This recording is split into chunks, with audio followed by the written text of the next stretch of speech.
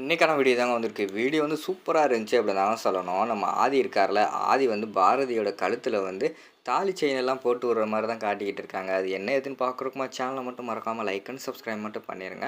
First எடுத்த உடனேயுமே வந்து நம்ம பாரதி தான் காட்டுறாங்க. அவங்க வந்து நைட்டு தூங்கிக்கிட்டே இருக்கும்போது அவங்க கனவுல வந்து அந்த இடத்துல வந்து நம்ம சாரதா வந்து வந்துடுறாங்க. அதாவது ஒரு ஆவி மாதிரி வர்ற மாரி காட்டுறாங்க. பேக்ரவுண்டில் இருந்தெல்லாம் ஒரு லைட் வெளிச்சம், அதுக்கடுத்து காற்றெல்லாம் அடிக்கிற மாரி காட்டுறாங்க.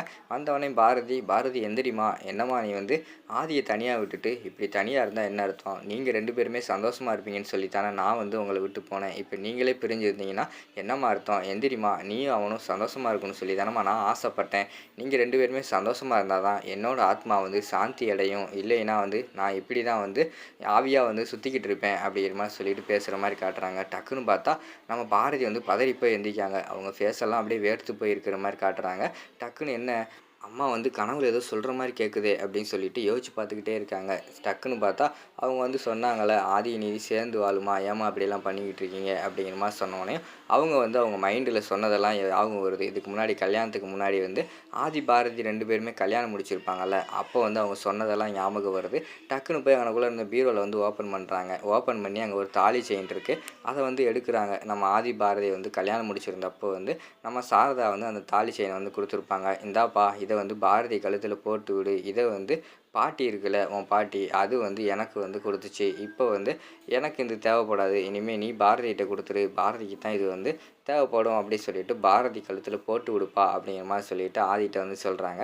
சரின்னு சொல்லி ஆதி வந்து பாரதியோட கழுத்தில் வந்து அந்த செயின் எல்லாம் போட்டு விட்றாங்க. தாலி செயினை போட்டு விட்ட பிறகு அதுக்கடுத்து இந்தாப்பா, குங்குமத்தை எடுத்து நெத்தியில் வச்சு விடுப்பா அப்படிங்கிற மாதிரி சொன்னோடனே நெத்தியில் மெதுவாக வைக்காங்க. வைக்கும்போது பார்த்தா டக்குன்னு சாரதாம்மா அந்த பக்கம் திரும்புகிறாங்க. அந்த நேரத்தில் வந்து நம்ம ஆதி இருக்காங்கள்ல, ஆதி வந்து பாரதி நெத்தியில் கிஸ் பண்ணுற மாதிரி காட்டுறாங்க.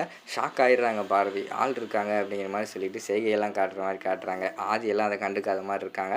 அடுத்து வந்து குங்குமத்தை கொடுக்காங்க. இந்த ஆதி குங்குமம், இதை வந்து மாங்கல்யத்தில் வச்சு விடு அப்படிங்கிற மாதிரி சொல்கிறாங்க. சரின்னு சொல்லிட்டு அதை வந்து மாங்கல்யத்தெல்லாம் வச்சு விட்டு 2 பேருமே சந்தோஷமாக வாழ்ந்தது எல்லாத்தையுமே நினச்சி பார்த்துக்கிட்டு இருக்கிற மாதிரி தான் நினச்சிக்கிட்டு இருக்காங்க நம்ம பாரதி.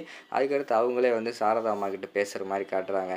நானாம்மா வந்து உங்கள் பையனை விட்டு போனேன். உங்கள் பையன் தான் நான் வேண்டாம், இப்போ தமிழ் வேண்டாம், எங்களோட நினப்பு கூட அவங்களுக்கு வந்து இருக்கக்கூடாது அப்படின்னு சொல்லிட்டு அவர் போய் ஆப்ரேஷன்லாம் பண்ணிட்டு வந்துட்டார். அவர் அந்த முடிவு எடுத்த பிறகு நான் என்னம்மா பண்ண முடியும்? நான் வந்து எவ்வளோ வந்து அவர் கூட சேர்ந்து வாழணும்னு சொல்லிட்டு ஆசைப்பட்டு எவ்வளோ முயற்சி எடுத்தேன். கடைசி வரைக்கும் வந்து அவர் வந்து இது வந்து வேண்டாம், இந்த வாழ்க்கையே வேண்டாம் அப்படின்னு சொல்லிட்டு முடிவெடுத்துட்டு போன பிறகு நான் வந்து அவர்கிட்ட போயிட்டு இது பண்ணுறது நல்லா இல்லை, என்னையவே வேண்டாம்னு சொல்லிட்டு தூக்கி போட்டு போயிட்டாரு. திருப்பி நான் என்னம்மா பண்ணுறது அப்படிங்கிற மாதிரி சொல்லிட்டு அவங்க வந்து சாரதா கிட்ட வந்து அந்த இடத்துல மனசுக்குள்ளேயே நினச்சி பேசிக்கிட்டு இருக்கிற மாதிரி தான் காட்டிக்கிட்டு இருக்காங்க.